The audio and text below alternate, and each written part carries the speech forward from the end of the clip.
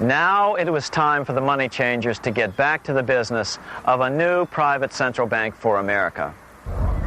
During the early 1900s, men like J.P. Morgan led the charge. One final panic would be necessary to focus the nation's attention on the supposed need for a central bank.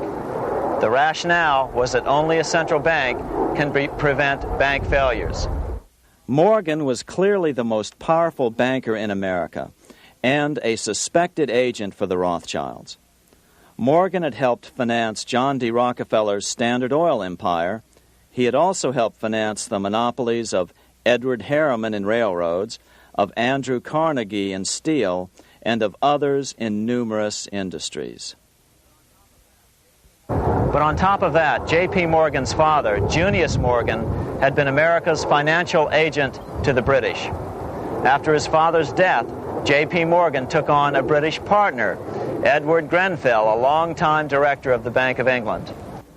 In fact, upon Morgan's death, his estate contained only a few $1 million. The bulk of the securities most people thought he owned were, in fact, owned by others.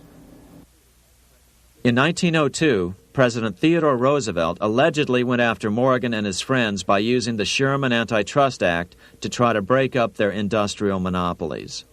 Actually, Roosevelt did very little to interfere in the growing monopolization of American industry by the bankers and their surrogates.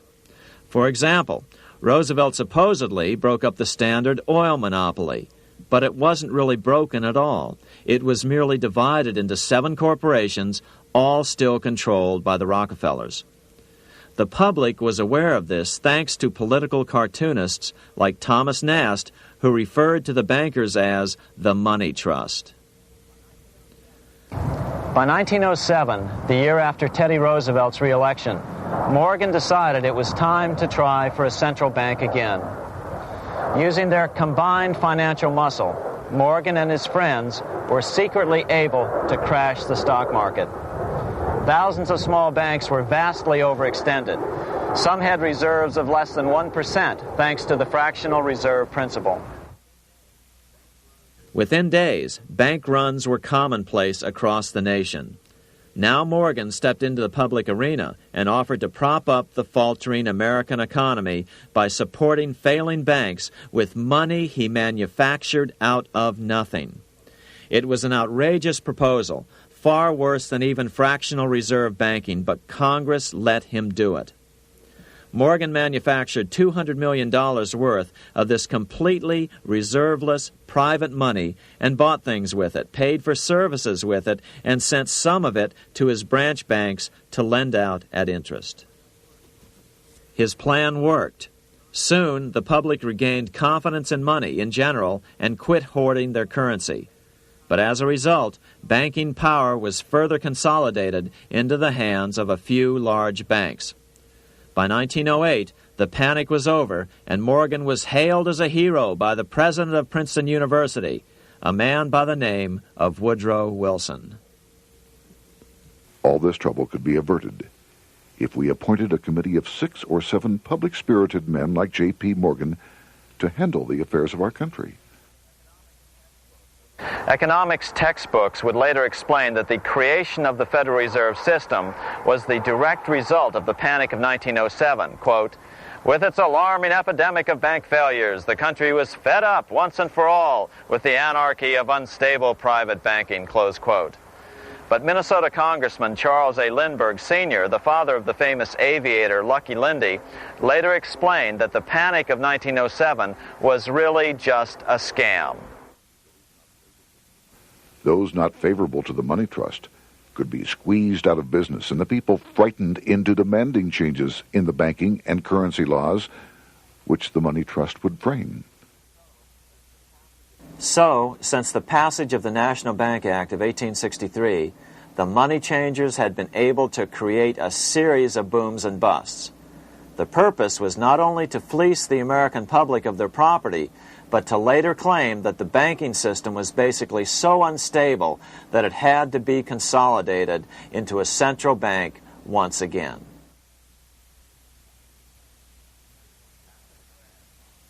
After the crash, Teddy Roosevelt, in response to the Panic of 1907, signed into law a bill creating something called the National Monetary Commission. The commission was to study the banking problem and make recommendations to Congress. Of course, the commission was packed with Morgan's friends and cronies. The chairman was a man named Senator Nelson Aldrich from Rhode Island. Aldrich represented the Newport, Rhode Island homes of America's richest banking families. His daughter married John D. Rockefeller, Jr., and together they had 5 sons: John, Nelson, who would become vice president in 1974, Lawrence, Winthrop, and David, the head of the Council on Foreign Relations and former chairman of Chase Manhattan Bank. As soon as the National Monetary Commission was set up, Senator Aldrich immediately embarked on a 2-year tour of Europe, where he consulted at length with the private central bankers in England, France, and Germany. The total cost of his trip alone to the taxpayers was $300,000, an astronomical sum in those days. Shortly after his return, on the evening of November 22, 1910, some of the wealthiest and most powerful men in America boarded Senator Aldrich's private rail car and in the strictest secrecy journeyed to this place, Jekyll Island, off the coast of Georgia. With the group came Paul Warburg. Warburg had been given a $500,000 per year salary to lobby for the passage of a privately owned central bank in America by the investment firm Kuhn, Loeb and Company.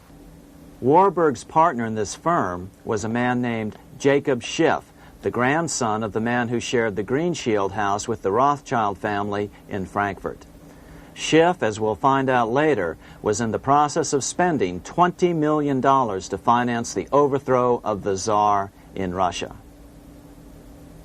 These 3 European banking families, the Rothschilds, the Warburgs, and the Schiffs, were interconnected by marriage down through the years, just as their American banking counterparts, the Morgans, Rockefellers, and Aldriches were.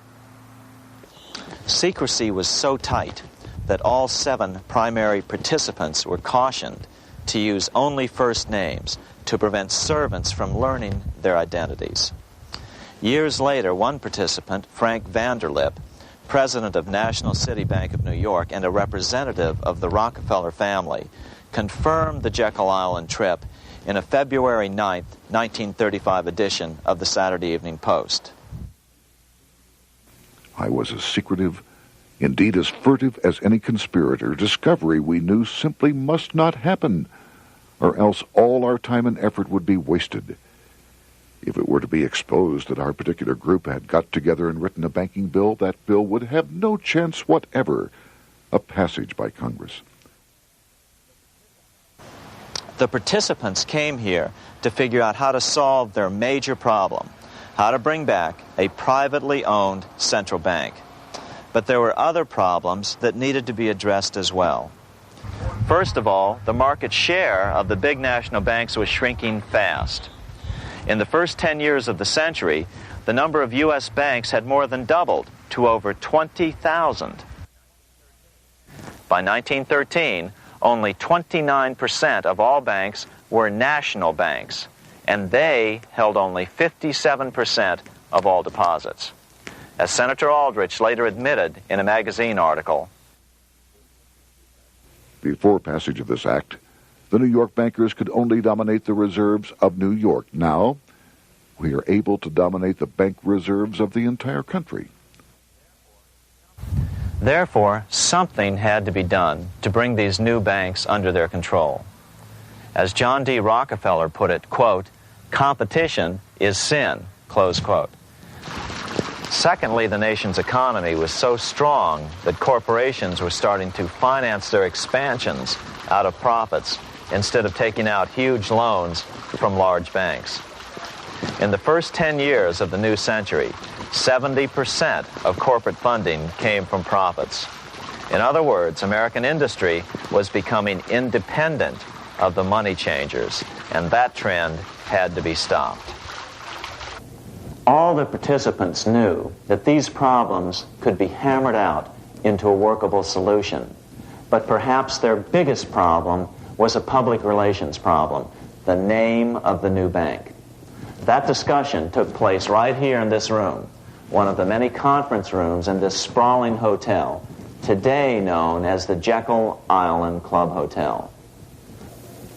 Aldrich believed that the word bank should not even appear in the name. Warburg wanted to call the legislation the National Reserve Bill or the Federal Reserve Bill. The idea here was to give the impression that the purpose of the new central bank was to stop bank runs, but also to conceal its monopoly character. However, it was Aldrich, the egotistical politician, who insisted it be called the Aldrich Bill. After 9 days at Jekyll Island, the group dispersed. The new central bank would be very similar to the old Bank of the United States. It would be given a monopoly over U.S. currency and create that money out of nothing. How does the Fed create money out of nothing? It's a four-step process. But first, a word on bonds. Bonds are simply promises to pay, or government IOUs. People buy bonds to get a secure rate of interest. At the end of the term of the bond, the government repays the bond plus interest, and the bond is destroyed. There are about $3.6 trillion worth of these loans or bonds at present. Now here's the Fed money-making process. Step 1. The Federal Open Market Committee approves the purchase of U.S. bonds on the open market. Step 2. The bonds are purchased by the Fed from whoever is offering them for sale on the open market. Step 3.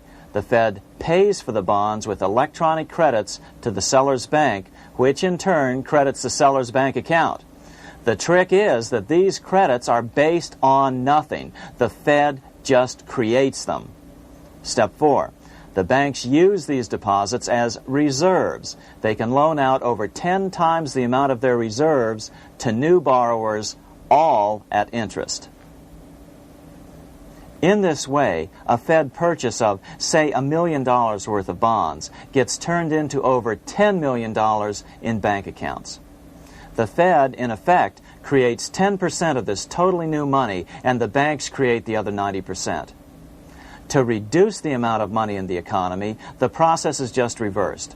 The Fed sells bonds to the public, and the money flows out of the purchaser's local bank. Loans must be reduced by 10 times the amount of the sale. So, a Fed sale of $1 million in bonds results in $10 million less money in the economy. So how does this benefit the bankers whose representatives huddled at Jekyll Island? First, it totally misdirected banking reform efforts from proper solutions. Second, it prevented a proper debt-free system of government finance, like Lincoln's greenbacks, from making a comeback. The bond-based system of government finance forced on Lincoln after he created greenbacks was now cast in stone. Third, it delegated to the bankers the right to create 90% of our money supply based on only fractional reserves, which they then loan out at interest. Fourth, it centralized overall control of our nation's money supply in the hands of a few men. Fifth, it established a central bank with a high degree of independence from effective political control. Soon after its creation, the Fed's great contraction in the early 1930s would cause the Great Depression. This independence has been enhanced since then through additional laws. In order to fool the public into thinking the government retained control, the plan called for the Fed to be run by a board of governors appointed by the President and approved by the Senate. But all the bankers had to do was to be sure their men got appointed to the board of governors. That wasn't hard. Bankers have money, and money buys influence over politicians. Once the participants left Jekyll Island, the public relations blitz was on. The big New York banks put together an educational fund of $5 million to finance professors at respected universities to endorse the new bank. Woodrow Wilson at Princeton was one of the first to jump on the bandwagon. But the bankers' subterfuge didn't work. The Aldrich Bill was quickly identified as the Bankers' Bill, a bill to benefit only what became known as the Money Trust. As Congressman Lindbergh put it during the congressional debate, The Aldrich Plan is the Wall Street plan. It means another panic, if necessary, to intimidate the people. Aldrich, paid by the government to represent the people, proposes a plan for the trusts instead. Seeing they didn't have the votes to win in Congress, the Republican leadership never brought the Aldrich bill to a vote. The bankers quietly decided to move to track 2, the Democratic alternative. They began financing Woodrow Wilson as the Democratic nominee. As respected historian James Perloff put it, Wall Street financier Bernard Baruch was put in charge of Wilson's education. Baruch brought Wilson to the Democratic Party headquarters in New York in 1912, leading him like one would a poodle on a string. Wilson received an indoctrination course from the leaders convened there. So now the stage was set. The money changers were poised to install their privately owned central bank once again. The damage President Andrew Jackson had done 76 years earlier had been only partly repaired with the passage of the National Bank Act during the Civil War. Since then, the battle had raged on across the decades. The Jacksonians became the Greenbackers, who became the hardcore supporters of William Jennings Bryan. With Bryan leading the charge, these opponents of the money changers, ignorant of Baruch's tutelage, now threw themselves behind Democrat Woodrow Wilson. They and Bryan would soon be betrayed.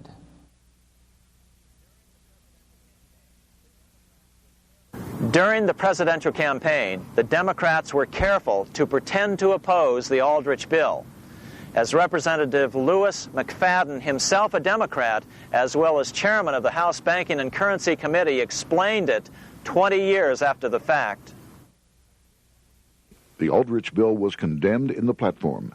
When Woodrow Wilson was nominated, the men who ruled the Democratic Party promised the people that if they were returned to power, there would be no central bank established here while they held the reins of government. 13 months later, that promise was broken, and the Wilson administration, under the tutelage of those sinister Wall Street figures who stood behind Colonel House, established here in our free country the worm-eaten, monarchical institution of the King's Bank, to control us from the top downward and to shackle us from the cradle to the grave. Once Wilson was elected, Morgan, Warburg, Baruch, and company advanced a new plan, which Warburg named the Federal Reserve System. The Democratic leadership hailed the new bill, called the Glass-Owen Bill, as something radically different from the Aldrich Bill. But in fact, the bill was virtually identical in every important detail. In fact, so vehement were the Democratic denials of similarity that Paul Warburg, the father of both bills, had to step in to reassure his paid friends in Congress that the two bills were virtually identical. Brushing aside the external differences affecting the shells, we find the kernels of the two systems very closely resembling and related to one another. But that admission was for private consumption only. Publicly, the money trust trotted out Senator Aldrich and Frank Vanderlip, the president of Rockefeller's National City Bank of New York and one of the Jekyll Island Seven, to oppose the new Federal Reserve System. Years later, however, Vanderlip admitted in the Saturday Evening Post that the two measures were virtually identical. Although the Aldrich Federal Reserve Plan was defeated when it bore the name Aldrich, nevertheless, its essential points were all contained in the plan that finally was adopted. As Congress neared a vote, they called Ohio attorney Alfred Crozier to testify. Crozier noted the similarities between the Aldrich Bill and the Glass-Owen Bill. The bill grants just what Wall Street and the big banks for 25 years have been striving for: private instead of public control of currency. It, the Glass-Owen Bill, does this as completely as the Aldrich Bill. Both measures rob the government and the people of all effective control over the public's money, and vest in the banks exclusively the dangerous power to make money among the people scarce or plenty. During the debate on the measure, senators complained that the big banks were using their financial muscle to influence the outcome. "There are bankers in this country who are enemies of the public welfare," said one senator. What an understatement. Despite the charges of deceit and corruption, the bill was finally snuck through the Senate on December 22, 1913, after most senators had left town for the holidays, after having been assured by the leadership that nothing would be done until long after the Christmas recess. On the day the bill was passed, Congressman Lindbergh prophetically warned his countrymen that this act establishes the most gigantic trust on earth. When the President signs this bill, the invisible government by the monetary power will be legalized. The people may not know it immediately, but the day of reckoning is only a few years removed. The worst legislative crime of the ages is perpetrated by this banking bill. On top of all this, only weeks earlier, Congress had finally passed a bill legalizing income tax. Why was the income tax law important? Because bankers finally had in place a system which would run up a virtually unlimited federal debt. How would the interest on this debt be repaid? Never mind the principal. Remember, a privately owned central bank creates the principal out of nothing. The federal government was small then. Up to then, it had subsisted merely on tariffs and excise taxes. No, just as with the Bank of England, the interest payments had to be guaranteed by direct taxation of the people. The money changers knew that if they had to rely on contributions from the states, eventually the individual state legislatures would revolt and either refuse to pay the interest on their own money or at least bring political pressure to bear to keep the debt small. It is interesting to note that in 1895, the Supreme Court had found a similar income tax law to be unconstitutional.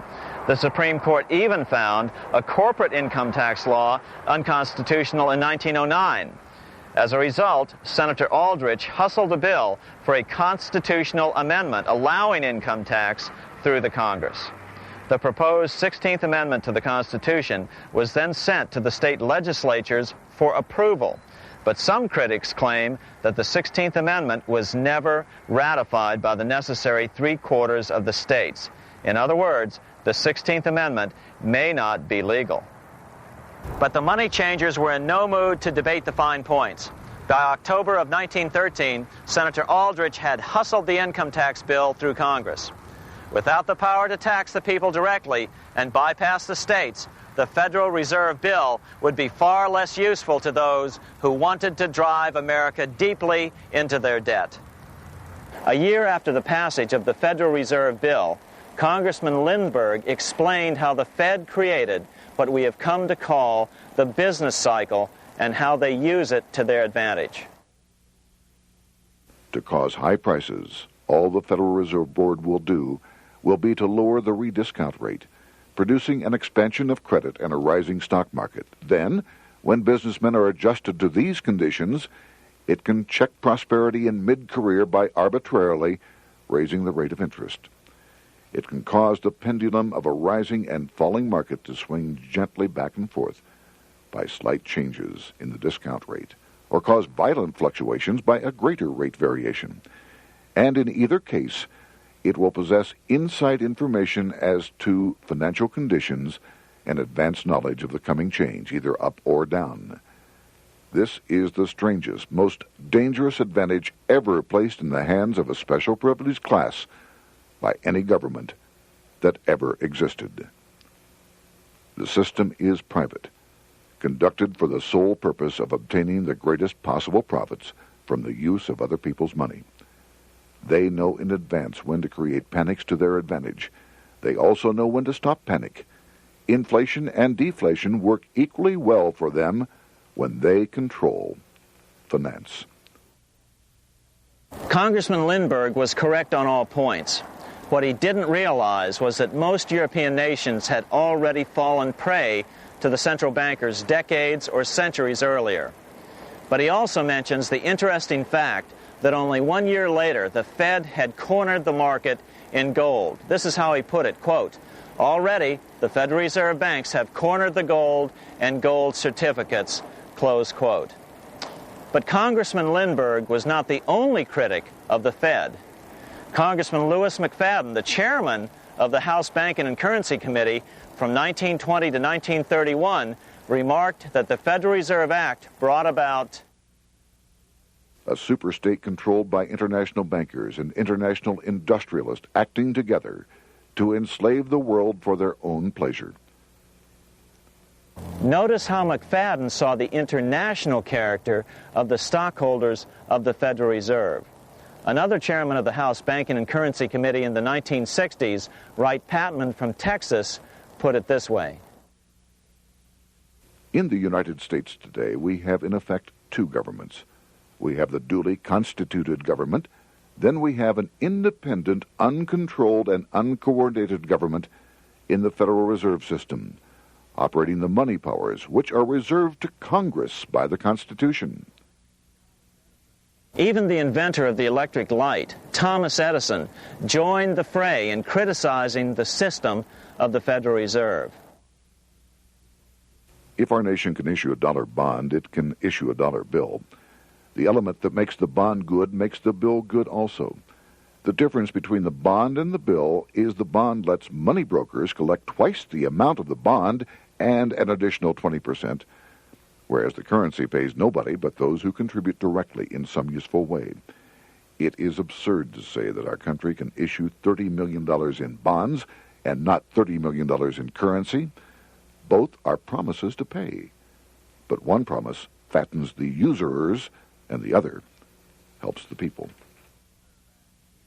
3 years after the passage of the Federal Reserve Act, even President Wilson began to have second thoughts about what had been unleashed during his first term in office.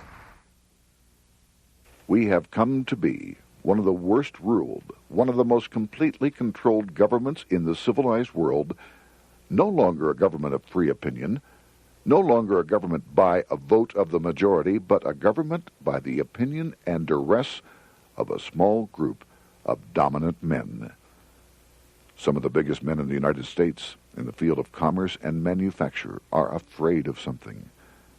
They know that there is a power somewhere so organized, so subtle, so watchful, so interlocked, so complete, so pervasive, that they had better not speak above their breath when they speak in condemnation of it. Before his death in 1924, President Wilson realized the full extent of the damage he had done to America when he confessed, "I have unwittingly ruined my government." So finally, the money changers, those who profit by manipulating the amount of money in circulation, had their privately owned central bank installed again in America.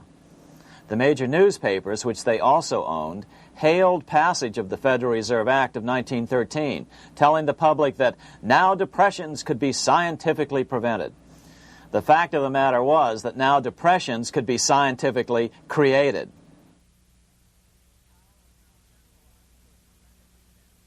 Power was now centralized to a tremendous extent. Now it was time for a war, a really big war. In fact, the First World War. Of course, to the central bankers, the political issues of war don't matter nearly as much as the profit potential, and nothing creates debts like warfare. England was the best example at that time. During the 119-year period between the founding of the Bank of England and Napoleon's defeat at Waterloo, England had been at war for 56 years, and much of the remaining time she'd been preparing for war. In World War I, the German Rothschilds loaned money to the Germans, the British Rothschilds loaned money to the British, and the French Rothschilds loaned money to the French. In America, J.P. Morgan was the sales agent for war materials to both the British and the French. In fact, 6 months into the war, Morgan became the largest consumer on earth, spending $10 million a day. His offices here at 23 Wall Street were mobbed by brokers and salesmen trying to cut a deal. In fact, it got so bad that the bank had to post guards at every door and at the partners' homes as well. Many other New York bankers made out as well from the war. President Wilson appointed Bernard Baruch to head the War Industries Board. According to historian James Perloff, both Baruch and the Rockefellers profited by some $200 million during the war. But profits were not the only motive. There was also revenge. The money changers never forgave the czars for their support of Lincoln during the Civil War. Also, Russia was the last major European nation to refuse to give in to the privately owned central bank scheme. 3 years after World War I broke out, the Russian Revolution toppled the Tsar and installed the scourge of communism. Jacob Schiff of Kuhn Loeb and Company bragged from his deathbed that he had spent $20 million towards the defeat of the Tsar. Money was funneled from England to support the revolution as well. Why would some of the richest men in the world financially back communism, the system that was openly vowing to destroy the so-called capitalism that made them wealthy? Researcher Gary Allen explained it this way. If one understands that socialism is not a share the wealth program, but is in reality a method to consolidate and control the wealth, then the seeming paradox of super-rich men promoting socialism becomes no paradox at all. Instead, it becomes logical, even the perfect tool of power-seeking megalomaniacs. Communism, or more accurately socialism, is not a movement of the downtrodden masses, but of the economic elite. As W. Cleon Skousen put it in his 1970 book, The Naked Capitalist, power from any source tends to create an appetite for additional power. It was almost inevitable that the super-rich would one day aspire to control not only their own wealth, but the wealth of the whole world. To achieve this, they were perfectly willing to feed the ambitions of the power-hungry political conspirators who were committed to the overthrow of all existing governments and the establishments of a central worldwide dictatorship. but what if these revolutionaries get out of control and try to seize power from the super-rich? After all, it was Mao Zedong who in 1938 stated his position concerning power. Political power grows out of the barrel of a gun. The Wall Street London axis elected to take the risk. The master planners attempted to control revolutionary communist groups by feeding them vast quantities of money when they obeyed, and contracting their money supply, or even financing their opposition if they got out of control. Lenin began to understand that although he was the absolute dictator of the new Soviet Union, he was not pulling the financial strings. Someone else was silently in control. The state does not function as we desired. The car does not obey. A man is at the wheel and seems to lead it, but the car does not drive in the desired direction. It moves as another force wishes.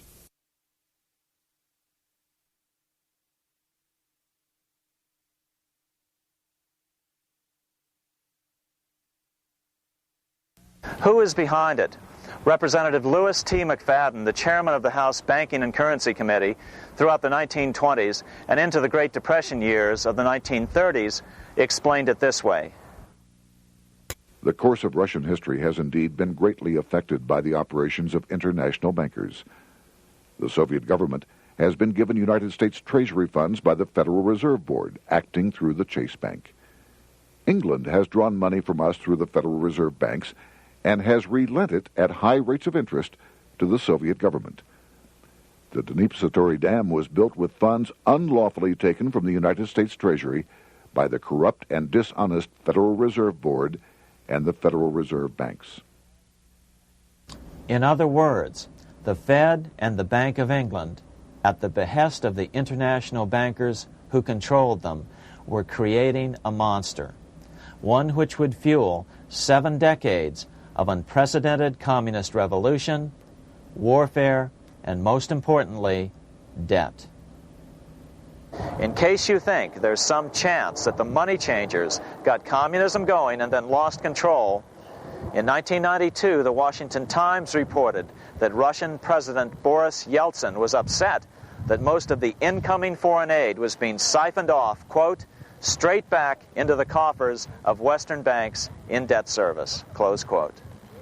No one in his right mind would claim that a war as large as World War I had a single cause.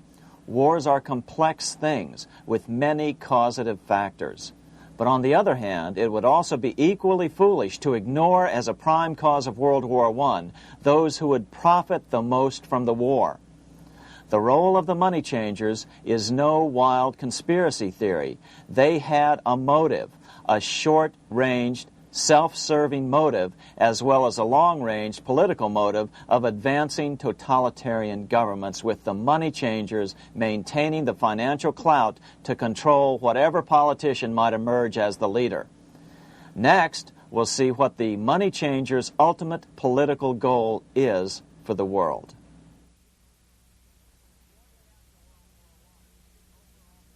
Shortly after World War I, the overall political agenda of the money changers began to be clear. Now that they controlled national economies individually, the next step was the ultimate form of consolidation, world government. The new world government proposal was given top priority at the Paris Peace Conference after World War I. It was called the League of Nations, but much to the surprise of Paul Warburg and Bernard Baruch, who attended the peace conference with President Wilson, the world was not yet ready to dissolve national boundaries. Nationalism still beats strong in the human breast. For example, Lord Curzon, the British Foreign Secretary, called the League of Nations a good joke, even though it was the stated policy of the British government to support it. To the humiliation of President Wilson, the U.S. Congress wouldn't ratify the League either. Despite the fact that it had been ratified by many other nations, without money flowing from the U.S. Treasury, the League died. After World War I, the American public had grown tired of the internationalist policies of Democrat Woodrow Wilson. In the presidential election of 1920, Republican Warren Harding won a landslide victory with over 60% of the vote. Harding was an ardent foe of both Bolshevism and the League of Nations. His election, which opened a 12-year run of Republican presidents in the White House, led to an unprecedented era of prosperity known as the Roaring Twenties. Despite the fact that the war had brought America a debt 10 times larger than its Civil War debt, still the American economy surged. Gold had poured into the country during the war, and it continued to do so afterwards. In the early 1920s, the governor of this bank, the Federal Reserve Bank of New York, a man named Benjamin Strong, met frequently with the secretive and eccentric governor of the Bank of England, Montague Norman. Norman was determined to replace the gold England had lost to the U.S. during World War I and return the Bank of England to its former position of dominance in world finance. On top of that, rich with gold, the American economy might get out of control again, just like it had done after the Civil War. During the next 8 years, under the presidencies of Harding and Coolidge, the huge federal debt built up during World War I was cut by 38%, down to $16 billion, the greatest percentage drop in U.S. history. During the election of 1920, Warren Harding and Calvin Coolidge ran against James Cox, the governor of Ohio, and the little-known Franklin D. Roosevelt, who had previously risen to no higher post than President Wilson's Assistant Secretary of the Navy. After his inauguration, Harding moved quickly to formally kill the League of Nations. Then he quickly moved to reduce domestic taxes while raising tariffs to record heights. Now, this was a revenue policy of which most of the Founding Fathers would certainly have approved. His second year in office, Harding took ill on a train trip in the West and suddenly died. Although no autopsy was performed, the cause was said to be either pneumonia or food poisoning. When Coolidge took over, he continued Harding's domestic economic policy of high tariffs on imports while cutting income taxes. As a result, the economy grew at such a rate that net revenue still increased. Now that had to be stopped. So just as they'd done so frequently before, the money changers decided it was time to crash the American economy. The Federal Reserve began flooding the country with money. They increased the money supply by 62% during these years. Money was plentiful. This is why it was known as the Roaring Twenties. Before his death in 1919, former President Teddy Roosevelt warned the American people what was going on. As reported in the March 27, 1922 edition of the New York Times, Roosevelt said, "These international bankers and Rockefeller Standard Oil interests control the majority of newspapers and the columns of these papers to club into submission or drive out of public office officials who refuse to do the bidding of the powerful, corrupt cliques which compose the invisible government." Just one day before, in the New York Times, the mayor of New York, John Hylan, quoted Roosevelt and blasted those he saw as taking control of America, its political machinery, and its press. The warning of Theodore Roosevelt has much timeliness today, for the real menace of our republic is this invisible government which, like a giant octopus, sprawls its slimy length over city, state, and nation. It seizes in its long and powerful tentacles our executive officers, our legislative bodies, our schools, our courts, our newspapers, and every agency created for the public protection. To depart from mere generalizations, let me say that at the head of this octopus are the Rockefeller Standard Oil interest and a small group of powerful banking houses generally referred to as the international bankers.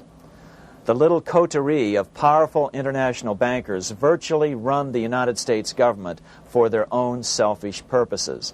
They practically control both parties, write political platforms, make cat's paws of party leaders, use the leading men of private organizations, and resort to every device to place in nomination for high public office only such candidates as will be amenable to the dictates of corrupt big business. These international bankers and Rockefeller Standard Oil interests control the majority of newspapers and magazines in this country. Why didn't people listen to such strong warnings and demand that Congress reverse its 1913 passage of the Federal Reserve Act? Because remember, it was the 1920s. A steady increase in bank loans contributed to a rising market. In other words, just as it is today, in times of prosperity, no one wants to worry about economic issues. But there was a dark side to all this prosperity. Businesses expanded and became strung out on credit. Speculation in the booming stock market became rampant. Although everything looked rosy, it was a castle made of sand. When all was in readiness, in April of 1929, Paul Warburg, the father of the Federal Reserve, sent out a secret advisory warning his friends that a collapse and nationwide depression was certain. In August of 1929, the Fed began to tighten money. It is not a coincidence that the biographies of all the Wall Street giants of that era, John D. Rockefeller, J.P. Morgan, Bernard Baruch, etc., all marvel that they got out of the stock market just before the crash and put all their assets in cash or gold. On October 24th, 1929, the big New York bankers called in their 24-hour broker call loans. This meant that both stockbrokers and customers had to dump their stocks on the market to cover their loans, no matter what price they had to sell them for. As a result, the market tumbled, and that day was known as Black Thursday. According to John Kenneth Galbraith, writing in The Great Crash, 1929, at the height of the selling frenzy, Bernard Baruch brought Winston Churchill into the visitors' gallery of the New York Stock Exchange here to witness the panic and impress him with his power over the wild events down on the floor. Congressman Louis McFadden, chairman of the House Committee on Banking and Currency from 1920 to 1931, knew who to blame. He accused the Fed and the international bankers of orchestrating the crash. It was not accidental. It was a carefully contrived occurrence. The international bankers sought to bring about a condition of despair here so that they might emerge as rulers of us all. But McFadden went even farther. He openly accused them of causing the crash in order to steal America's gold. In February 1931, in the midst of the Depression, he put it this way. I think it can hardly be disputed that the statesmen and financiers of Europe are ready to take almost any means to reacquire rapidly the gold stock which Europe lost to America as the result of World War I. Curtis Dahl, a broker for Lehman Brothers, was on the floor of the New York Stock Exchange the day of the crash. In his 1970 book, FDR, My Exploited Father-in-Law, he explained that the crash was triggered by the planned sudden shortage of call money in the New York money market. Actually, it was the calculated shearing of the public by the world money powers triggered by the planned sudden shortage of call money in the New York money market. Within a few weeks, $3 billion of wealth simply seemed to vanish. Within a year, $40 billion had been lost. But did it really disappear? Or was it simply consolidated in fewer hands? And what did the Federal Reserve do? Instead of moving to help the economy out by quickly lowering interest rates to stimulate the economy, the Fed continued to brutally contract the money supply further, deepening the Depression. Between 1929 and 1933, the Fed reduced the money supply by an additional 33%. Although most Americans have never heard that the Fed was the cause of the Depression, this is well known among top economists. Milton Friedman, the Nobel Prize-winning economist now of Stanford University, said the same thing in a National Public Radio interview in January of 1996. The Federal Reserve definitely caused the Great Depression by contracting the amount of currency in circulation by 1/3 from 1929 to 1933. But the money lost by most Americans during the Depression didn't just vanish. It was just redistributed into the hands of those who had gotten out just before the crash and had purchased gold, which is always a safe place to put your money just before a depression. But America's money also went overseas. Incredibly, as President Hoover was heroically trying to rescue banks and prop up businesses, with millions of Americans starving as the Great Depression deepened, millions of dollars were being spent rebuilding Germany from damage sustained during World War I. 8 years before Hitler would invade Poland, Representative Louis McFadden, chairman of the House Banking and Currency Committee, warned Congress that Americans were paying for Hitler's rise to power. After World War I, Germany fell into the hands of the German international bankers. Those bankers bought her, and they now own her lock, stock, and barrel. They have purchased her industries, they have mortgages on her soil, they control her production, they control all her public utilities. The international German bankers have subsidized the present government of Germany, and they have also supplied every dollar of the money Adolf Hitler has used in his lavish campaign to build up a threat to the government of Brüning. When Brüning fails to obey the orders of the German international bankers, Hitler is brought forth to scare the Germans into submission. Through the Federal Reserve Board, over $30 billion of American money has been pumped into Germany. You have all heard of the spending that's taken place in Germany. Modernistic dwellings, her great planetariums, her gymnasiums, her swimming pools, her fine public highways, her perfect factories. All this was done on our money. All this was given to Germany through the Federal Reserve Board. The Federal Reserve Board has pumped so many billions of dollars into Germany that they dare not name the total. Franklin D. Roosevelt was swept into office during the 1932 presidential election. Once Roosevelt was in office, however, sweeping emergency banking measures were immediately announced, which did nothing but increase the Fed's power over the money supply. Then, and only then, did the Fed finally begin to loosen the purse strings and feed new money out to the starving American people. At first, Roosevelt railed against the money changers as being the cause of the Depression. Believe it or not, this is what he said on March 4th, 1933, in his inaugural address. Practices of the unscrupulous money changers stand indicted in the court of public opinion, rejected by the hearts and minds of men. The money changers have fled from their high seats in the temple of our civilization. But 2 days later, Roosevelt declared a bank holiday and closed all banks. Later that year, Roosevelt outlawed private ownership of all gold bullion and all gold coins with the exception of rare coins. Most of the gold in the hands of the average American was in the form of gold coins. The new decree was, in effect, a confiscation.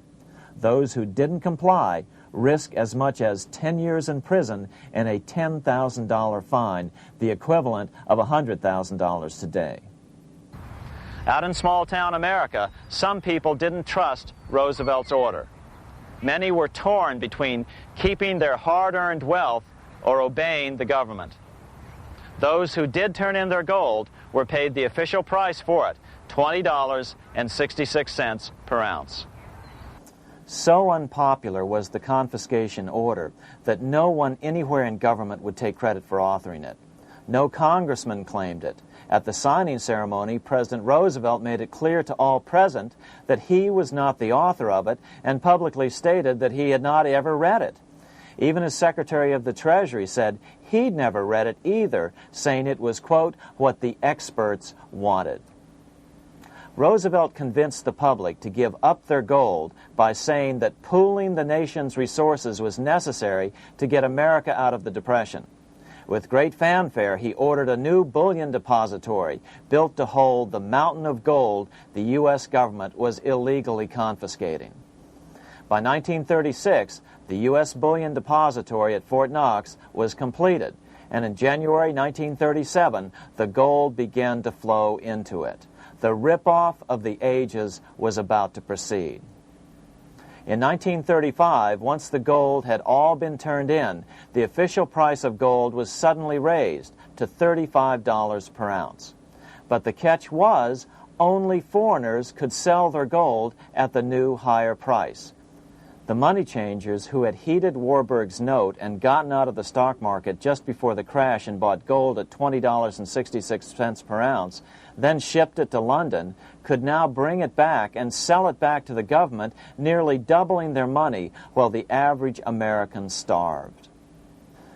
The Fort Knox Bullion Depository sits here in the middle of the Fort Knox Military Reservation, 30 miles southwest of Louisville, Kentucky. This was as close as we were permitted to get to the depository despite years of letters from members of Congress to allow our film crew inside. The 4-acre grounds immediately surrounding the building are guarded by an electrified steel fence, an open moat, and 4 machine-gun-armed guard pillboxes at the structure's corners.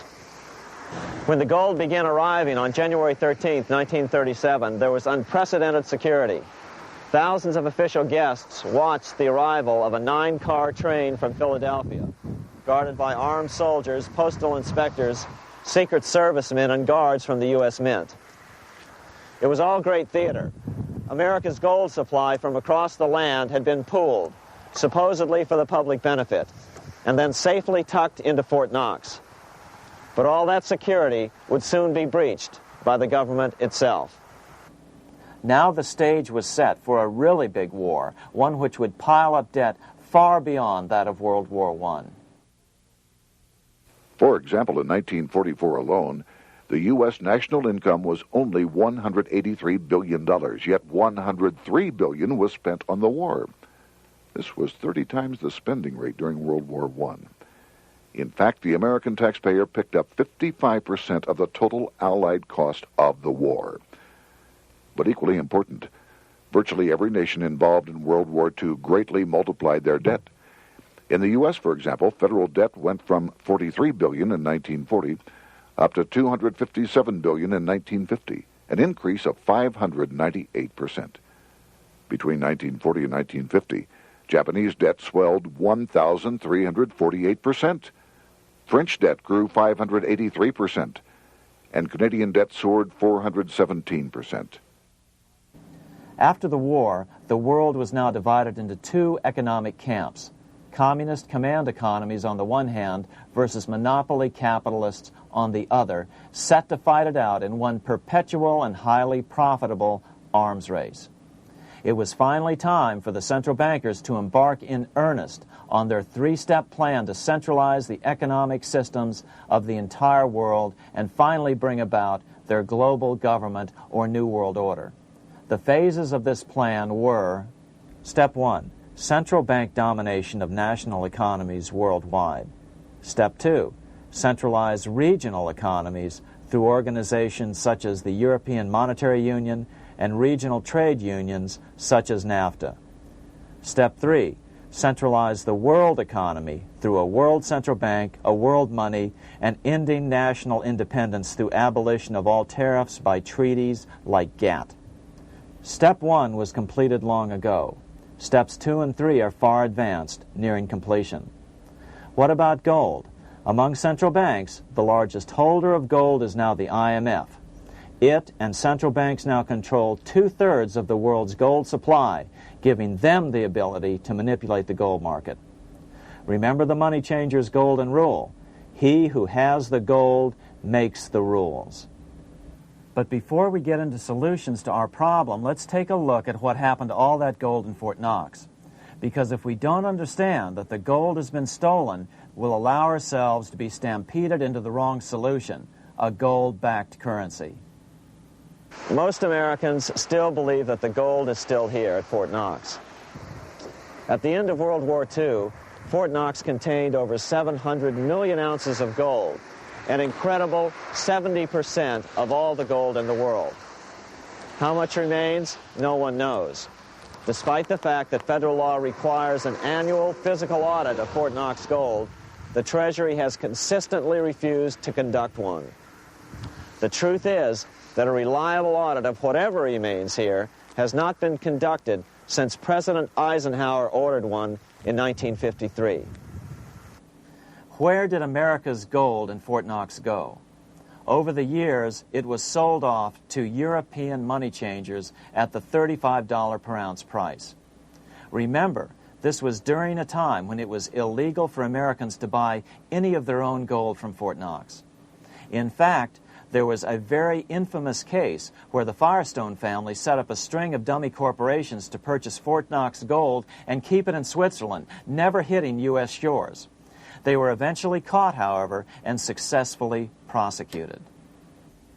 Finally, by 1971, all the pure gold had been secretly removed from Fort Knox, drained back to London.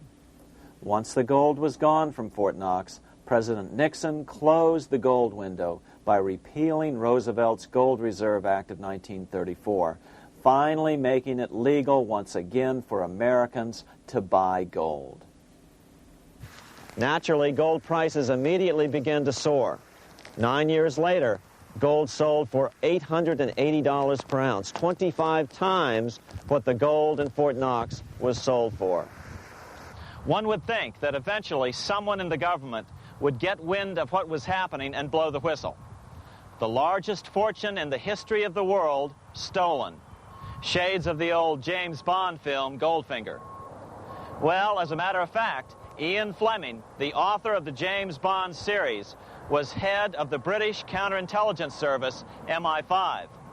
Some believe in the intelligence community that he wrote much of his fiction as a warning, as many authors of fiction do.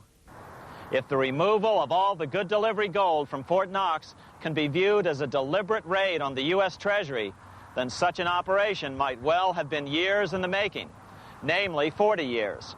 Certainly enough time for Fleming to get wind of it and try to prevent it. So just how did the story of the Fort Knox gold robbery get out? It all started with an article in a New York periodical in 1974. The article charged that the Rockefeller family was manipulating the Federal Reserve to sell off Fort Knox gold at bargain basement prices to anonymous European speculators. 3 days later, the anonymous source of the story, Louise Auchincloss Boyer, mysteriously fell to her death from the window of her 10th floor apartment in New York. How would Mrs. Boyer have known of the Rockefeller connection to the Fort Knox gold heist? She was the longtime secretary of Nelson Rockefeller. For the next 14 years, this man, Ed Durrell, a wealthy Ohio industrialist, devoted himself to a quest for the truth concerning the Fort Knox gold. He wrote thousands of letters to over 1,000 government and banking officials, trying to find out how much gold was really left and where the rest of it had gone. Edith Roosevelt, the granddaughter of President Teddy Roosevelt, questioned the actions of the government in a March 1975 edition of the New Hampshire Sunday News. Allegations of missing gold from our Fort Knox vaults are being widely discussed in European financial circles. But what is puzzling is that the administration is not hastening to demonstrate conclusively that there is no cause for concern over our gold treasure, if indeed it is in a position to do so. Unfortunately, Ed Durrell never did accomplish his primary goal, a full audit of the gold reserves in Fort Knox. It's incredible that the world's greatest treasure has had little accounting or auditing. This gold belonged to the American people, not the Federal Reserve and their foreign owners. One thing is certain, the government could blow all of this speculation away in a few days with a well-publicized audit under the searing lights of media cameras. It has chosen not to do so. One must conclude that they are afraid of the truth such an audit would reveal. What is the government so afraid of? Here's the answer. When President Ronald Reagan took office in 1981, his conservative friends urged him to study the feasibility of returning to a gold standard as the only way to curb government spending. It sounded like a reasonable alternative, so President Reagan appointed a group of men called the Gold Commission to study the situation and report back to Congress. What Reagan's Gold Commission reported back to Congress in 1982 was the following shocking revelation concerning gold. The U.S. Treasury owned no gold at all. All the gold that was left in Fort Knox was now owned by the Federal Reserve, a group of private bankers, as collateral against the national debt. The truth of the matter is that never before has so much money been stolen from the hands of the general public and put into the hands of a small group of private investors, the money changers.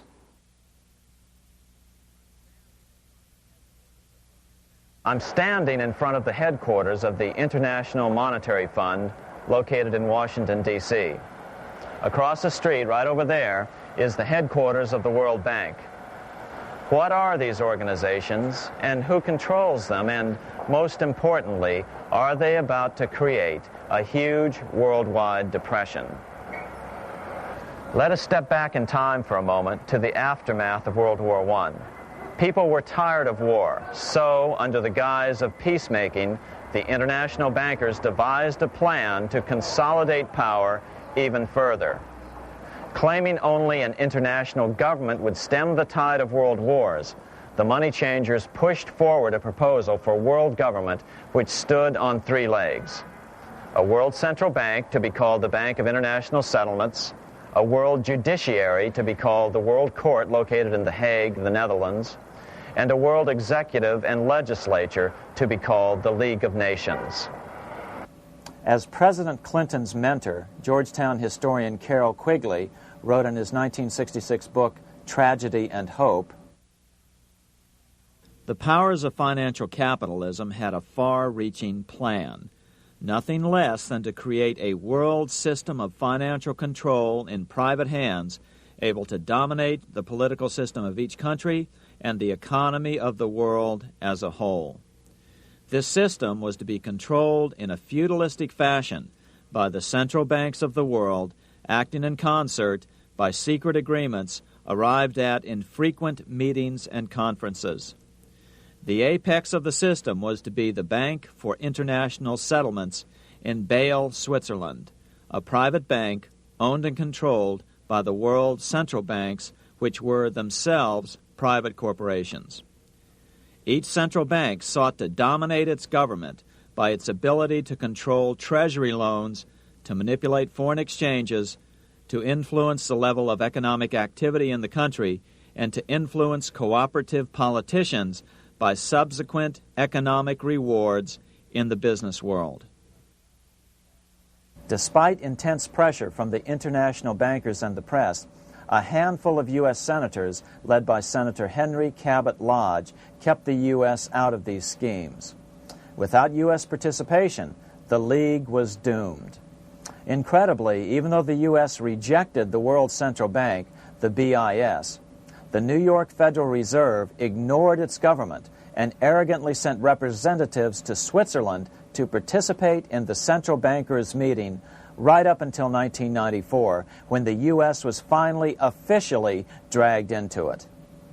Their world government schemes thwarted, the bankers resorted to the old formula: another war to wear down the resistance to world government while reaping handsome profits.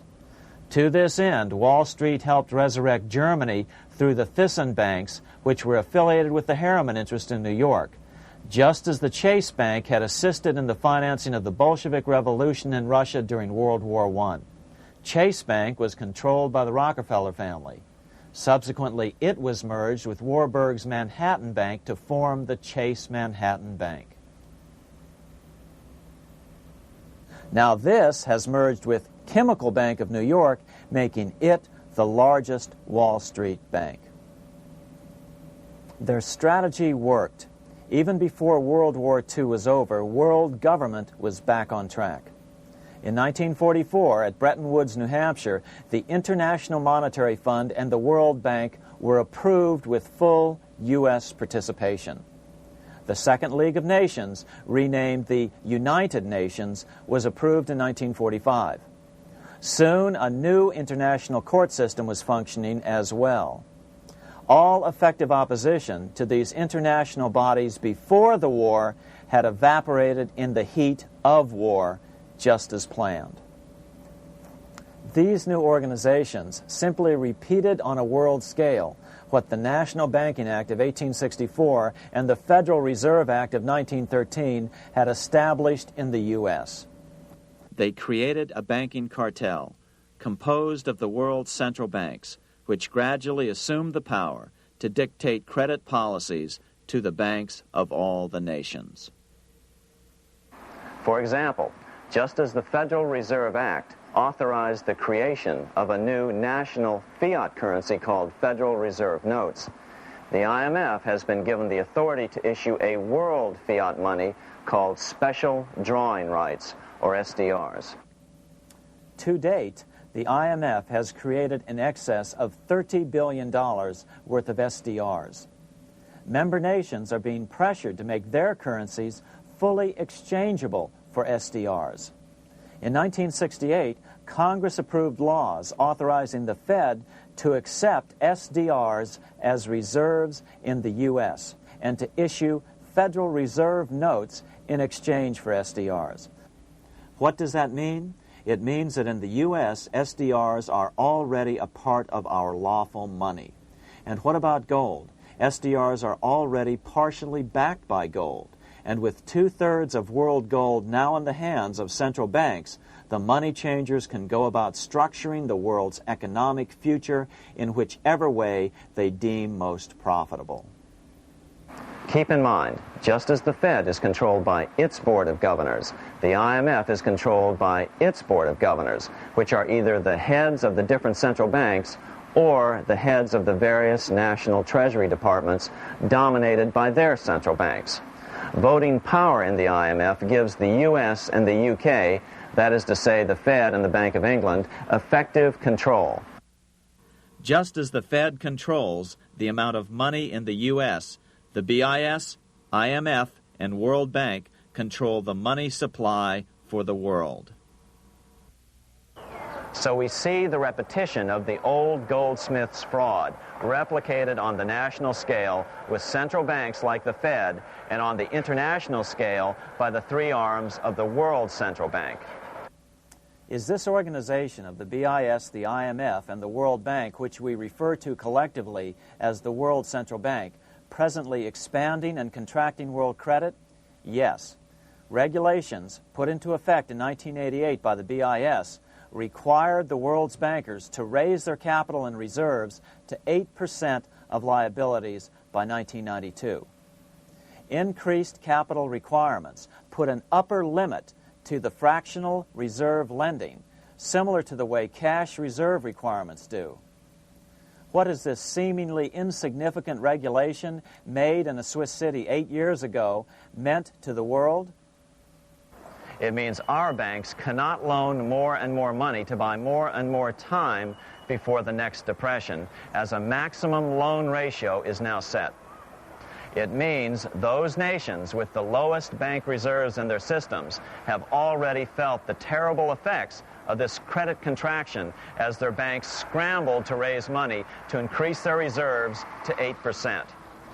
To raise the money, they had to sell stocks, which depressed their stock markets and began the depression first in their countries.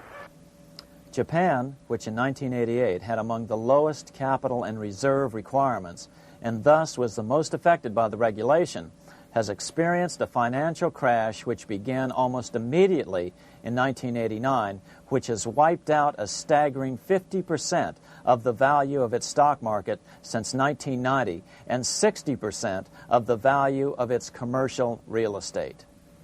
The Bank of Japan has lowered its interest rates to 0.5%, practically giving away money to resurrect the economy, but still the depression worsens. Due to the $20 billion U.S. bailout of Mexico, the financial collapse in that nation is already known here. Yet despite the bailout, the economy continues to be a disaster. One huge debt after another is rolled over as new loans are being made simply to enable Mexico to pay the interest on the old loans. In the south of Mexico, the poor have been in open revolt as every spare peso is being siphoned out of the country to make interest payments. It is important to note that a radical transfer of power is taking place as nations become subservient to a supranational world central bank controlled by a handful of the world's richest bankers.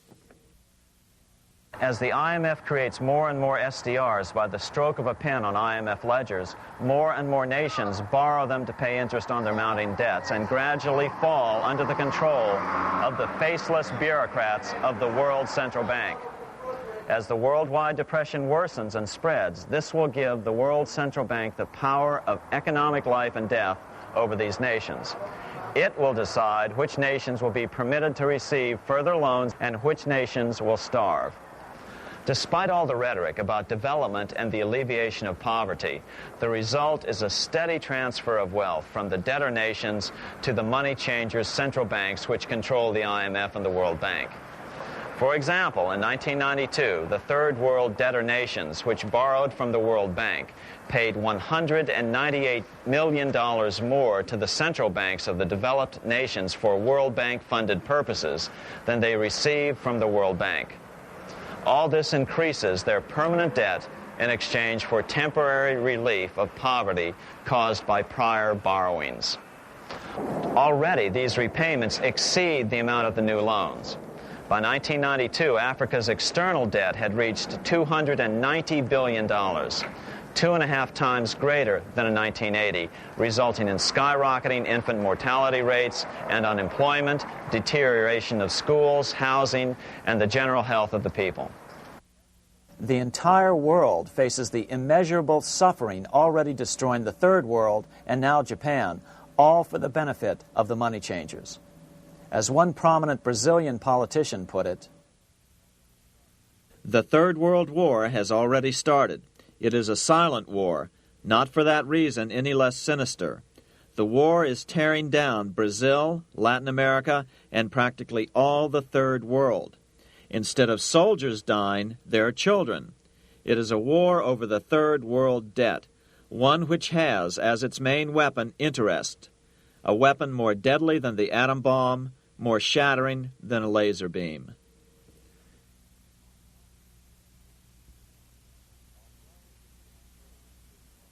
Although it would be absurd to ignore the pivotal role played by influential families such as the Rothschilds, the Warburgs, the Schiffs, the Morgans, and the Rockefellers in any review of the history of central banking and fractional banking, keep in mind, by now, central banks and the large commercial banks are up to 3 centuries old and deeply entrenched in the economic life of many nations. These banks are no longer dependent on clever individuals such as a Nathan Rothschild. Years ago, the question of ownership was important, but no longer. For example, both the Bank of England and the Bank of France were nationalized after World War II, and nothing changed, nothing at all. They endure and continue to grow, now protected by numerous laws, paid politicians, and mortgaged media, untouched by the changing of generations. 3 centuries have given them an aura of respectability.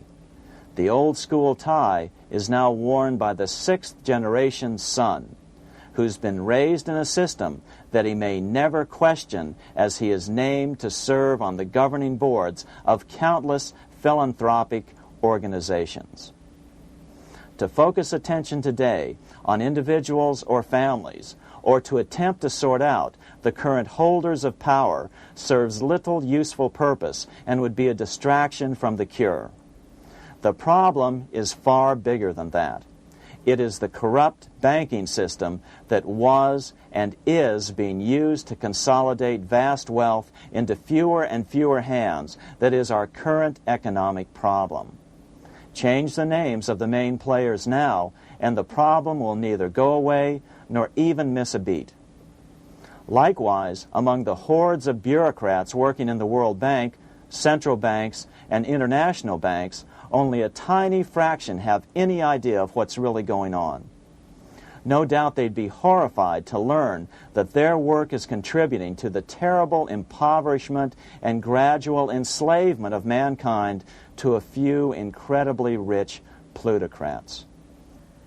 So really, there's no use in emphasizing the role of individuals anymore.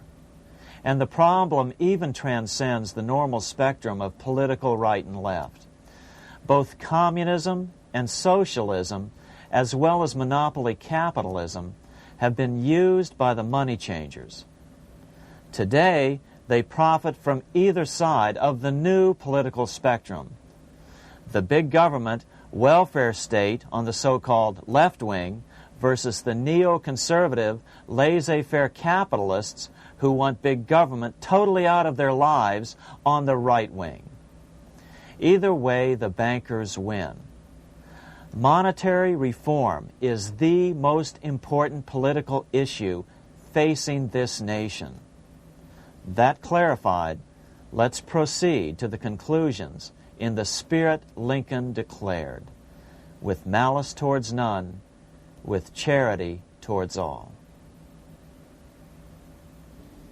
At the start of this video, we ask a number of troubling questions. Let's be sure we've answered them. What's going on in America today? Why are we over our heads in debt? Why can't the politicians bring debt under control? Why are we over our heads in debt? Because we're laboring under a debt money system that is designed and controlled by private bankers. Now, some will argue that the Federal Reserve System is a quasi-governmental agency. But the President appoints only 2 of the 7 members of the Federal Reserve Board of Governors every 4 years. And he appoints them to 14-year terms, far longer than his own. The Senate does confirm those appointments, but the whole truth is that the President wouldn't dare appoint anyone to that board of whom Wall Street does not approve. Of course, this does not preclude the possibility that some honorable men may be appointed to the Board of Governors. But the fact is that the Fed is specifically designed to operate independently of our government, as are nearly all other central banks. Some argue that the Fed promotes monetary stability. We saw the current head of the Bank of England, Eddie George, claim that this was the most important role of a central bank. In fact, the Fed's record of stabilizing the economy shows it to be a miserable failure in this regard. Within the first 25 years of its existence, the Fed caused 3 major economic downturns, including the Great Depression, and for the last 30 years has shepherded the American economy into a period of unprecedented inflation. Again, this is not some wild conspiracy theory. It's a well-known fact among top economists. As Nobel Prize-winning economist Milton Friedman put it, the stock of money, prices, and output was decidedly more unstable after the establishment of the Federal Reserve System than before.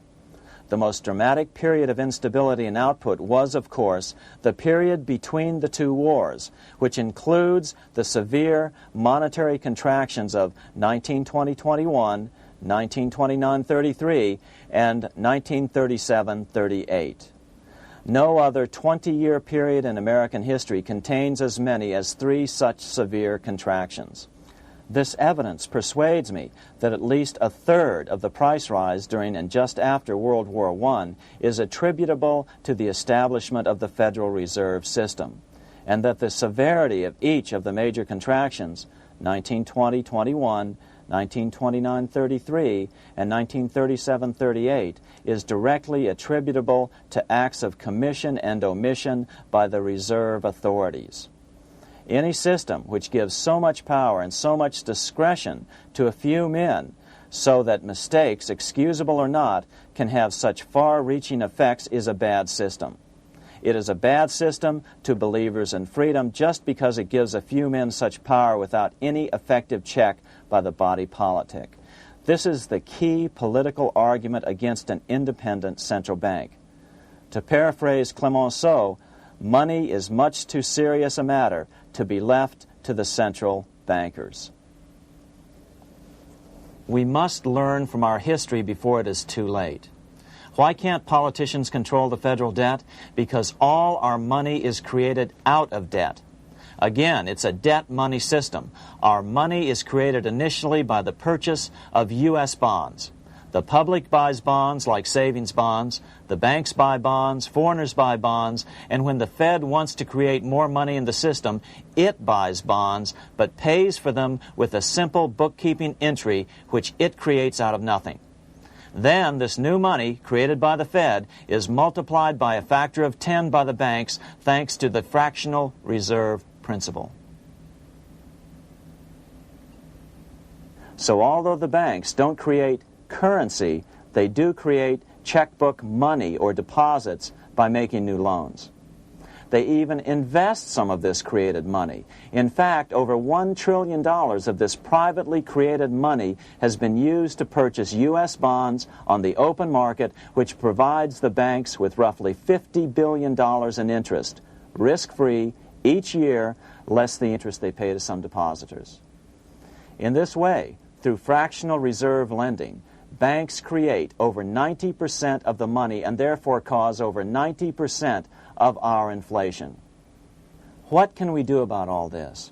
Fortunately, there's a way to fix the problem fairly easily, speedily, and without any serious financial problems. We can get our country totally out of debt in 1 to 2 years by simply paying off these U.S. bonds with debt-free U.S. notes, just like Lincoln issued. Of course, that by itself would create tremendous inflation, since our currency is presently multiplied by the fractional reserve banking system. But here's the ingenious solution, advanced in part by Milton Friedman, to keep the money supply stable and avoid inflation and deflation while the debt is retired.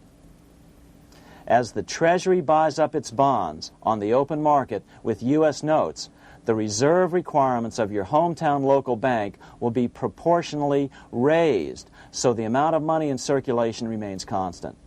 As those holding bonds are paid off in U.S. notes, they will deposit this money, thus making available the currency then needed by the banks to increase their reserves. Once all the U.S. bonds are replaced with U.S. notes, banks will be at 100% reserve banking instead of the fractional reserve system currently in use. From this point on, the former Fed buildings will only be needed as a central clearinghouse for checks and as vaults for U.S. notes. The Federal Reserve Act will no longer be necessary and could be repealed. Monetary power can be transferred back to the Treasury Department. There would be no further creation or contraction of money by banks. By doing it this way, our national debt can be paid off in a single year or so, and the Fed and fractional reserve banking abolished without national bankruptcy, financial collapse, inflation or deflation, or any significant change in the way the average American goes about his business. To the average person, the primary difference would be that for the first time since the Federal Reserve Act was passed in 1913, taxes would begin to go down. Now there's a real national blessing for you, rather than for Hamilton's banker friends. Now let's take a look at these proposals in more detail. Here are the main provisions of a Monetary Reform Act which needs to be passed by Congress. We've drafted a proposed Monetary Reform Act which follows at the end of this tape. Of course, variations with the same results would be equally welcome. 1. Pay off the debt with debt-free U.S. notes. As Thomas Edison put it, if the U.S. can issue a dollar bond, it can issue a dollar bill. They both rest purely on the faith and credit of the United States government. This amounts to a simple substitution of one type of government obligation for another. One bears interest, the other doesn't. Federal Reserve notes could be used for this as well, but could not be printed after the Fed's abolished, as we propose, so we suggest using U.S. notes instead. 2. Abolish fractional reserve banking. As the debt is paid off, the reserve requirements of all banks and financial institutions would be raised proportionally at the same time to absorb the new U.S. notes, which would be deposited and become the bank's increased reserves. Towards the end of the first year of the transition period, the remaining liabilities of financial institutions would be assumed or acquired by the U.S. government in a one-time operation.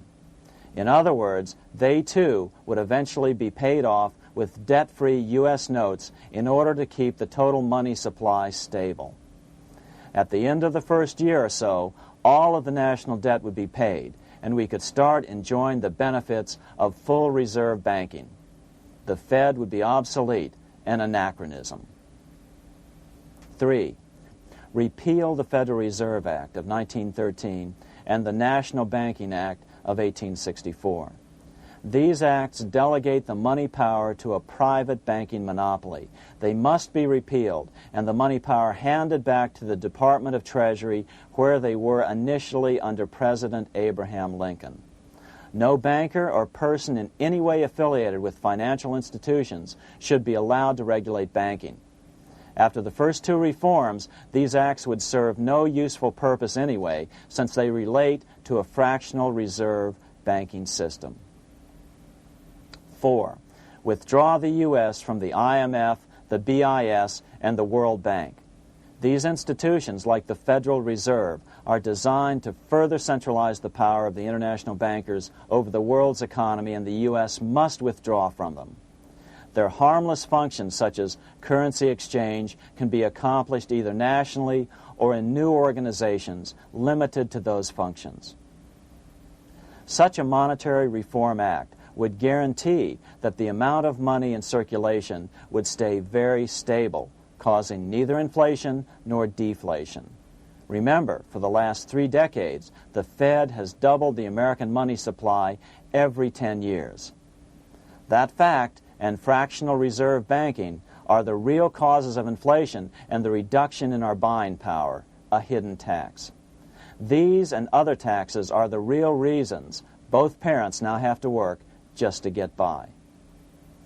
The money supply should increase slowly to keep prices stable, roughly in proportion to population growth, about 3% per year, not at the whim of a group of bankers meeting in secret.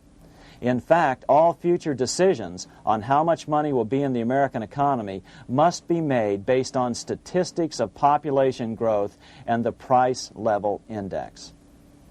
The new monetary regulators and the Treasury Department, perhaps called the Monetary Committee, would have absolutely no discretion in this matter except in time of declared war. This would ensure a steady, stable money growth of roughly 3% per year, resulting in stable prices and no sharp changes in the money supply. To make certain the process is completely open and honest, all deliberations would be public, not secret, as meetings of the Fed's Board of Governors are today. How do we know this will work? Because these steps remove the two major causes of economic instability, the Fed and fractional reserve banking, and the newest one as well, the BIS, Bank of International Settlements. But most importantly, the danger of a severe depression would be eliminated. Let's listen to Milton Friedman on the single cause of severe economic depressions. I know of no severe depression in any country or any time that was not accompanied by a sharp decline in the stock of money, and equally of no sharp decline in the stock of money that was not accompanied by a severe depression. Issuing our own currency is not a radical solution. It's been advocated by Presidents Jefferson, Madison, Jackson, Van Buren, and Lincoln. But it's been used at different times throughout Europe as well. Perhaps the best example is one of the small islands off the coast of France in the English Channel. Called Guernsey, it's been using debt-free money issues to pay for large building projects for nearly 200 years. Here we are on Guernsey, and this is the Guernsey Flower and Vegetable Market. Guernsey is one of the most successful examples of just how well a debt-free money system can work. In 1815, a committee was appointed to investigate how best to finance this new market. The impoverished island could not afford more new taxes, so the state's fathers decided to try a revolutionary idea: issue their own paper money. They were just colorful paper notes, backed by nothing, but the people of this tiny island agreed to accept them and trade with them. To be sure they circulated widely, they were declared to be good for the payment of taxes. Of course, this idea was nothing new.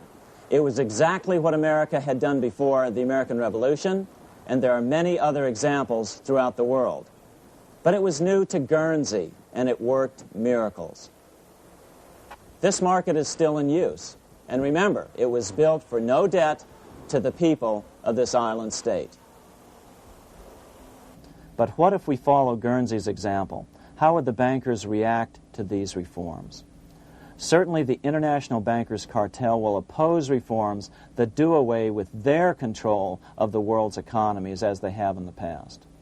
But it is equally certain that Congress has the constitutional authority and responsibility to authorize the issuance of debt-free money, U.S. notes, and to reform the very banking laws it ill-advisedly enacted. Undoubtedly, the bankers will claim that issuing debt-free money will cause severe inflation or make other dire predictions. But remember, it is fractional reserve banking which is the real cause of over 90% of all inflation, not whether debt-free U.S. notes are used to pay for government deficits. In the current system, any spending excesses on the part of Congress are turned into more debt bonds, and the 10% purchased by the Fed are then multiplied many times over by the bankers, causing over 90% of all inflation. Our fractional reserve and debt-based banking system is the problem. We must ignore its inevitable resistance to reform and remain firm until the cure is complete. As the director of the Bank of England in the 1920s, Sir Josiah Stamp put it, referring to this modern fractional reserve banking system, "Banking is conceived in iniquity and born in sin. Bankers own the earth. Take it away from them, but leave them the power to create money and control credit, and with the flick of a pen, they will create enough money to buy it back again. Take this great power away from the bankers, and all great fortunes like mine will disappear, and they ought to disappear, for this would be a better and happier world to live in. But if you want to continue the slaves of bankers and pay the cost of your own slavery, let them continue to create money and to control credit." Americans are slowly figuring this out. Today, over 3,200 cities and counties have endorsed the proposal of a nonprofit organization called Sovereignty. The Sovereignty movement calls for Congress to authorize the Secretary of the Treasury to issue $90 billion per year of U.S. notes, not Federal Reserve notes nor debt-based bonds, to loan money interest-free to cities, counties, and school districts for needed capital improvements. Remarkably, and to their praise, the Community Bankers Association of Illinois, representing 515 member banks, has endorsed this sovereignty proposal, a good step in the right direction. As Milton Friedman has repeatedly pointed out, no severe depression can occur without a severe contraction of money. In our system, only the Fed, the Bank of International Settlements, with U.S. bankers' cooperation, or a combination of the largest Wall Street banks could cause a depression. In other words, our economy is so huge and resilient, a depression just can't happen by accident.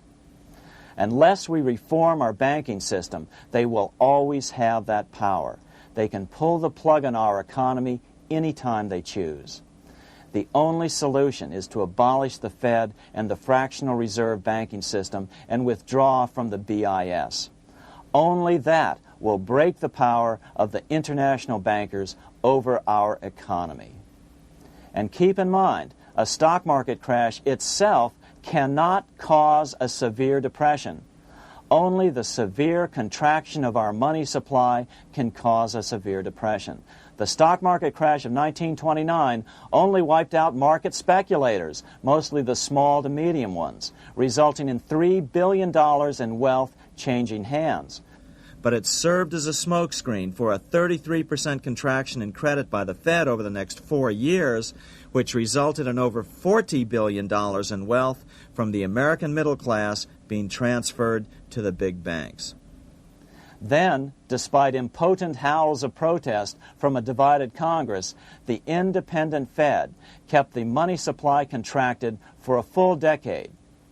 Only World War II ended the terrible suffering the Fed inflicted on the American people. In a depression, the remaining wealth of the debt-burdened American middle class will be wiped out by unemployment, declining wages, and the resulting foreclosures.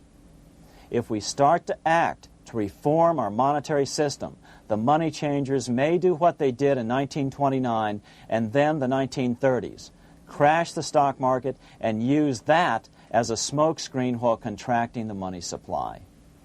But if we're determined to fight to regain control over our money, we can come out of it fairly quickly, perhaps in only a very few months, as U.S. notes begin to circulate and replace the money withdrawn by the bankers. The longer we wait, the greater the danger we'll permanently lose control of our nation. But some still wonder why the international bankers would want to cause a depression. Wouldn't that be killing the goose that is currently laying all those golden interest eggs? Remember what Larry Bates said at the first of this videotape. You see, in periods of economic upheaval, in economic crisis, wealth is not destroyed. It is merely transferred. Do we have any hints as to what the money changers have in store for us? Here's what David Rockefeller, the chairman of Chase Manhattan Bank, the largest Wall Street bank, had to say. We are on the verge of a global transformation. All we need is the right major crisis and the nation will accept the New World Order. So, crisis is needed to fulfill their plans quickly. The only question is when the crisis will occur. Fortunately, we probably have a little time. It's unlikely that this crisis will occur before the 1996 elections, but after that, the danger begins rising.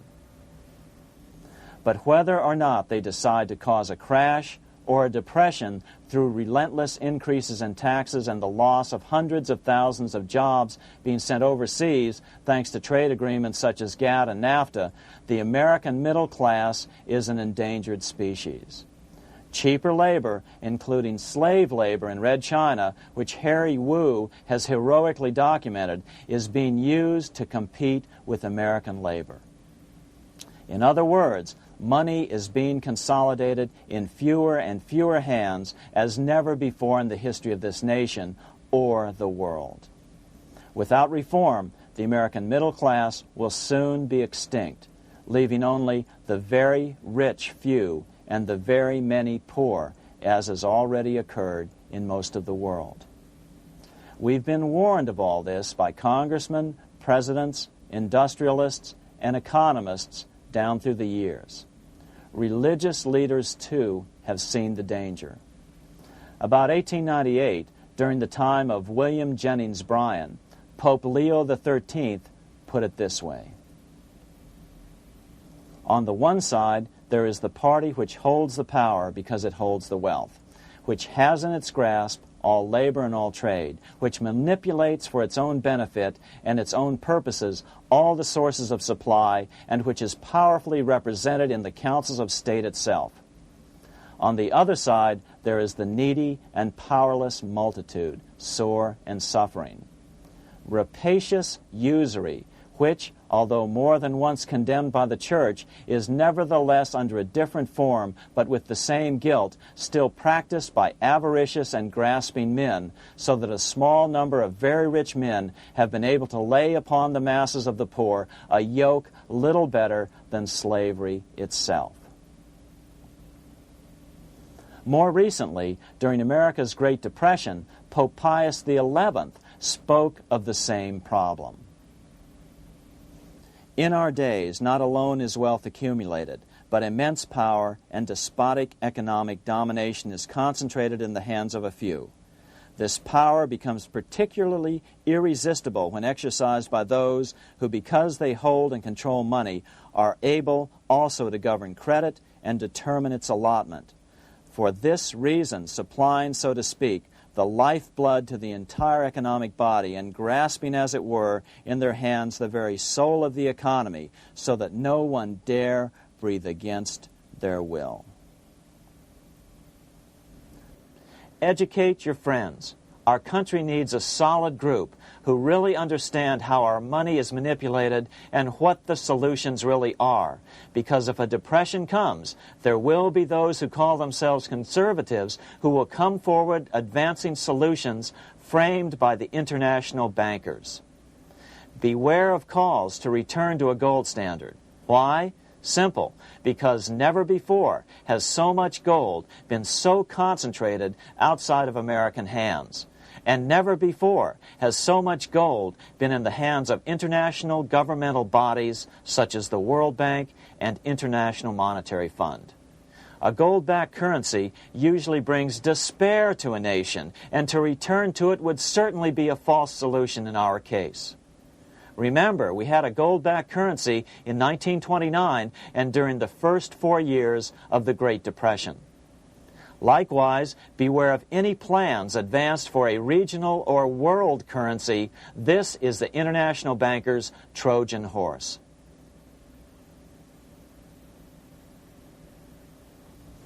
Educate your member of Congress.